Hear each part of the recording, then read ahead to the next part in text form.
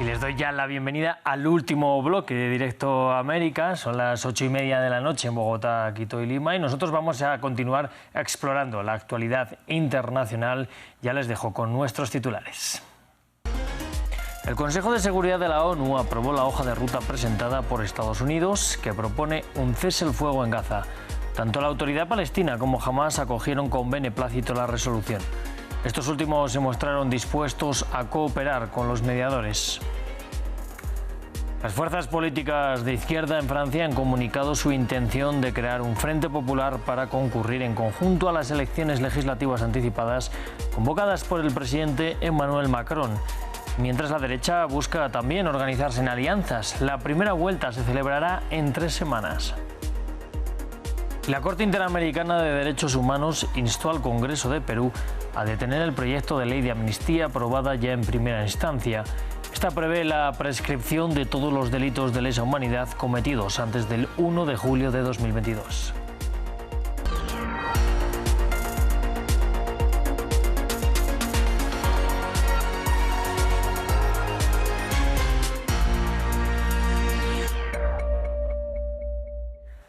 Vamos a abrir este espacio informativo en Nueva York. Este lunes el Consejo de Seguridad de la ONU aprobó el plan presentado por Estados Unidos para poner fin a la guerra en Gaza.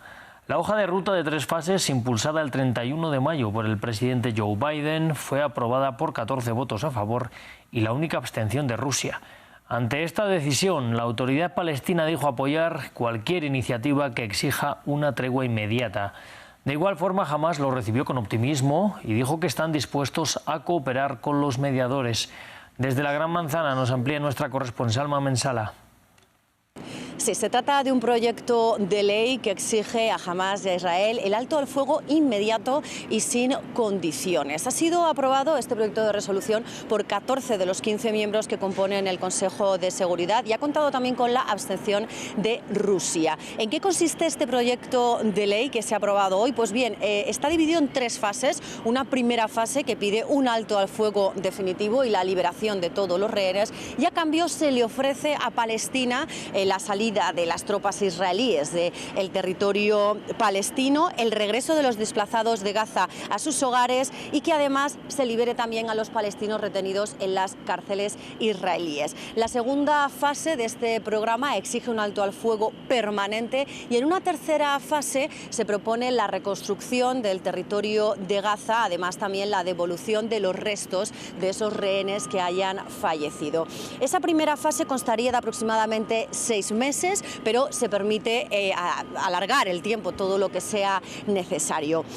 También además está dentro de este proyecto de ley el que no haya ninguna alteración demográfica del terreno en la franja de Gaza. Se trata de un proyecto de ley presentado por Estados Unidos. No olvidemos que Estados Unidos había sido precisamente hasta ahora quien había vetado 3 resoluciones, un derecho que tiene como miembro permanente del Consejo de Seguridad de Naciones Unidas.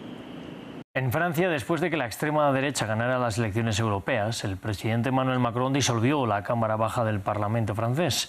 Con unas elecciones anticipadas cuya primera vuelta se celebrará en 3 semanas, los partidos de izquierda y derecha están organizando alianzas. De hecho, los principales partidos de la izquierda ya presentaron un documento en que remarcan su intención de crear un frente popular para concurrir en conjunto a las elecciones. Les contamos más en el informe. Esta vez la izquierda reaccionó rápidamente ante el anuncio de elecciones legislativas anticipadas. El Partido de Izquierda Francia Insumisa, el Partido Socialista, el Partido Ecologista y el Partido Comunista anunciaron su alianza alrededor de un frente popular. Tendrán candidaturas únicas en cada circunscripción y llamaron a la participación de todas las fuerzas sindicales y asociativas. Acuerdo de unión firmado para un nuevo Frente Popular, candidatos conjuntos desde la primera vuelta, programa conjunto en preparación. Un buen trabajo que frustra la división con la que contaban Macron y Le Pen.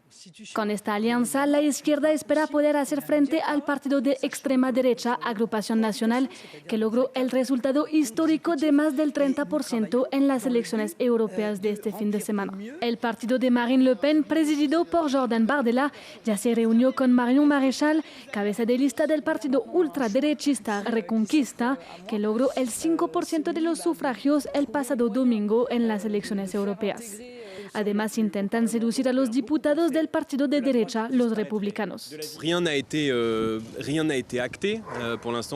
tenido también un cierto número de debates con los cuadros de los republicanos a los que también me gustaría tender la mano, porque creo que quizás es difícil ganar solo y que también hay que unir a la gente. Por su parte, Renacimiento, el partido gobernante, también espera sellar una alianza con la derecha. Este domingo su lista no alcanzó el 15%, una dura derrota. El presidente Emmanuel Macron llamó al pueblo francés a tomar la decisión correcta para sí mismo y para las generaciones futuras, durante unas jornadas de votación determinantes los próximos 30 de junio y 7 de julio.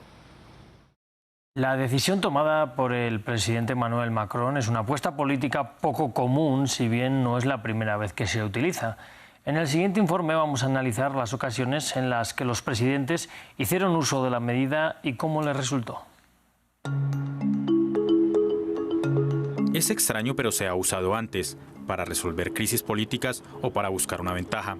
En Francia, la capacidad de disolver el Parlamento está escrita en la Constitución bajo el artículo 12.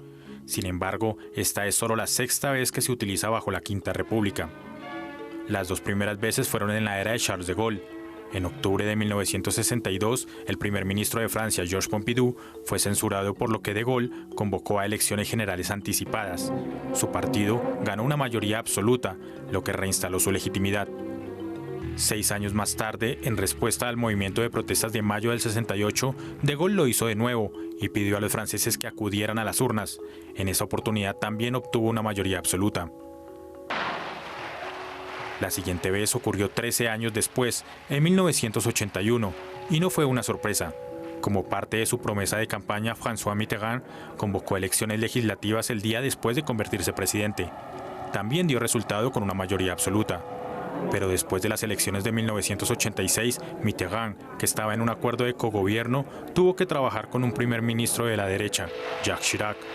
Harto, convocó elecciones anticipadas en 1988 tratando de romper la mayoría absoluta de los conservadores. Estos comicios anticipados solo funcionaron parcialmente, porque la izquierda quedó corta y no pudo controlar completamente el Parlamento. Quería obtener de ustedes los medios para implementar las políticas para las que me eligieron. Sin embargo, esta apuesta política no siempre ha sido un movimiento inteligente. En abril de 1997, la búsqueda del entonces presidente Jacques Chirac de consolidar el apoyo resultó contraproducente. El socialista Lionel Jospin se convertiría en su primer ministro. Han pasado casi 3 décadas desde la última vez que se disolvió el Parlamento. El movimiento conlleva riesgos políticos y al adelantar las elecciones generales de 2027 en 3 años, cambia el ritmo de cuándo se vota en Francia, poniendo ahora las parlamentarias antes que las presidenciales. Nos vamos a Perú, donde el Poder Judicial dispuso ampliar por 14 meses la prisión preventiva contra el expresidente Pedro Castillo por el presunto delito de rebelión. Acusaciones que se le adjudicaron luego de que Castillo, entonces presidente en funciones, anunciara la disolución del Congreso a fines de 2022. Nuestro corresponsal Francisco Zacarías nos amplía desde Lima.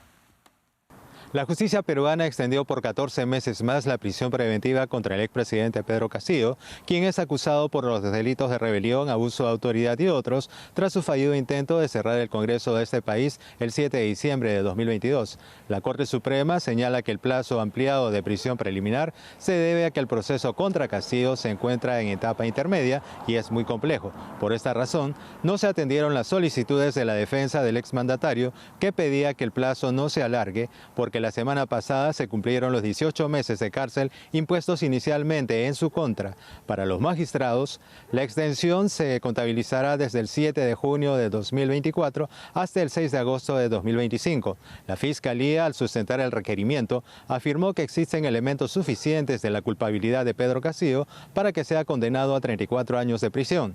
Además, el Ministerio Público advierte que el exgobernante no tiene arraigo familiar porque su familia se encuentra asilada en México. Y si es que es puesto en libertad para afrontar el proceso, es muy probable que Castillo fugue de Perú para asilarse en México. Pero este no es el único caso que afronta Pedro Castillo. El exmandatario arrastra una segunda orden de prisión preventiva de 36 meses al ser acusado por presunta organización criminal y corrupción, que lo mantendrá en la cárcel de Barbadillo hasta marzo del 2026.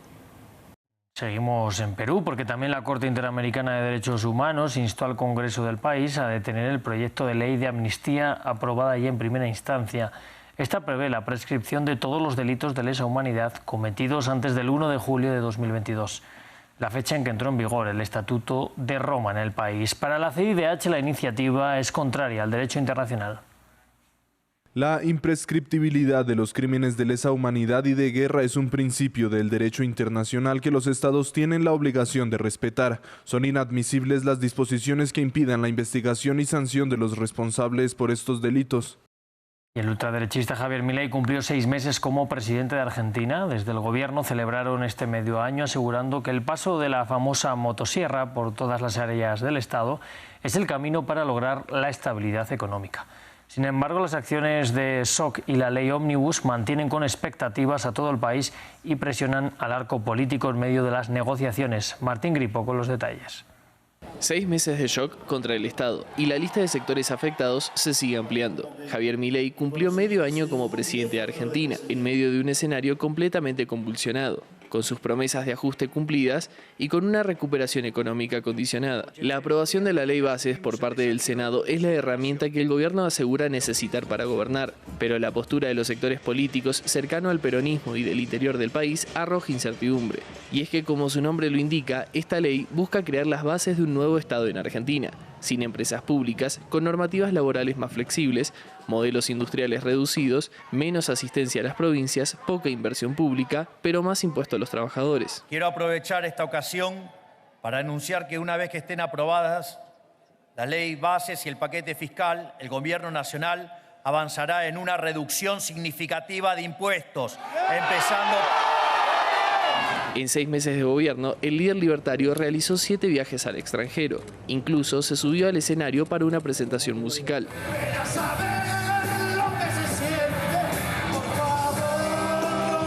Las imágenes con exitosos empresarios entusiasmaron a sus seguidores ante posibles anuncios de inversiones y empleo, algo que aún no ocurrió. 6 meses después, por supuesto que en el medio se implementó un programa económico ortodoxo de estabilización económica y se pasó lo que denominamos la motosierra por cada rincón del Estado, con muchísimo trabajo todavía por hacer. La primera etapa del año ya concluyó, un periodo en el que el gobierno aseguró resultados positivos. Y aunque este mes se espera un dato de inflación en torno al 5%, las proyecciones del Fondo Monetario Internacional indican que Argentina podría finalizar el 2024 con un 150% de inflación anual.